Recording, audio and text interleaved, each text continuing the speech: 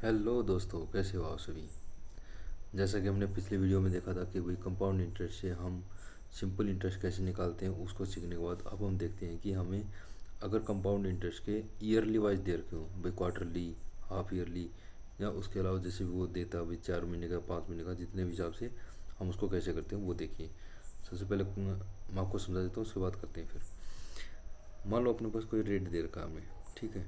मान लो अपने पास रेट दे दिया उसने 10%। और वो स्टार्टिंग में बोल रहा है कि भाई हमें जो है इसको हाफ ईयरली काटना है, यानी कि हाफ ईयरली का मतलब इसको दो हिस्सों में काटना है। भाई एक साल का अगर 10 है तो दो हिस्सों का मतलब कितना देगा, 5 5। ठीक है ना भाई।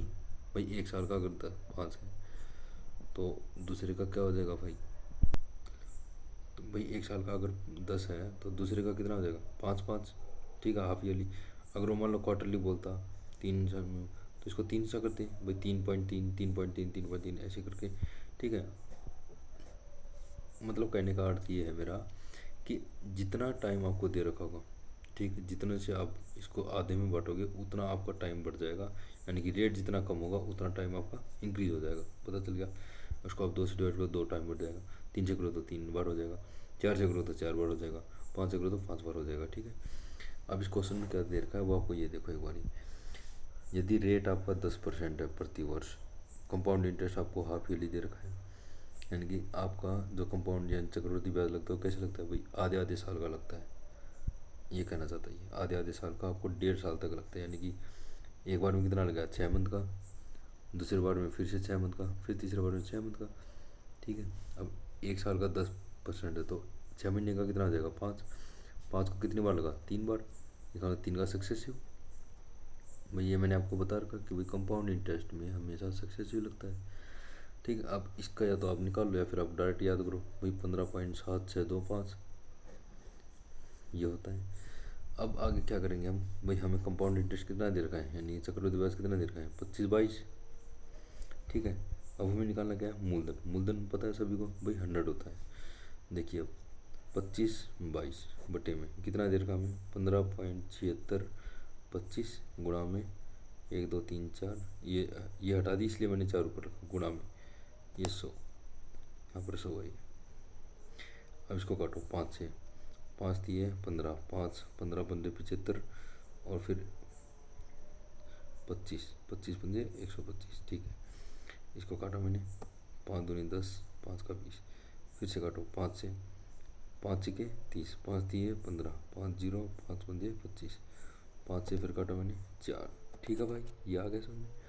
इसके बाद इसको 5 से काटो फिर से, कितना होता है, 12 पंजे 60, 6 30, और फिर कितना हो गया, 1। ठीक है। ये गया यहाँ से 5, 5 से 2000।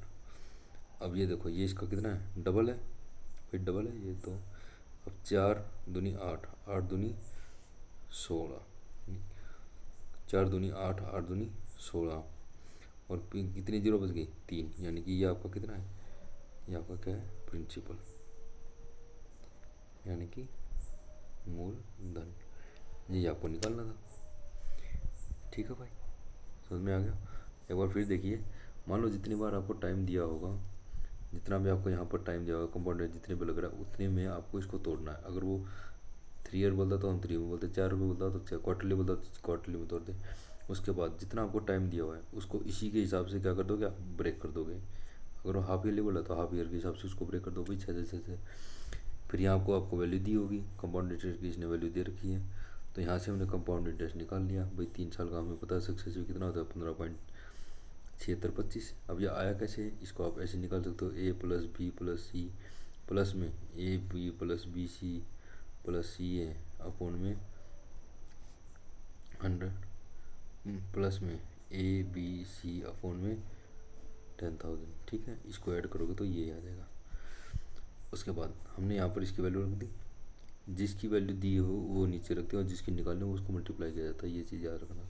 यहाँ से डेसिमल हटा तो यहाँ पर आ गया, इसको हमने जब काटा पीटा तो हमारा कितना आ गया, 16,000। ये आपका आंसर है। ठीक है भाई, समझ में आ गया।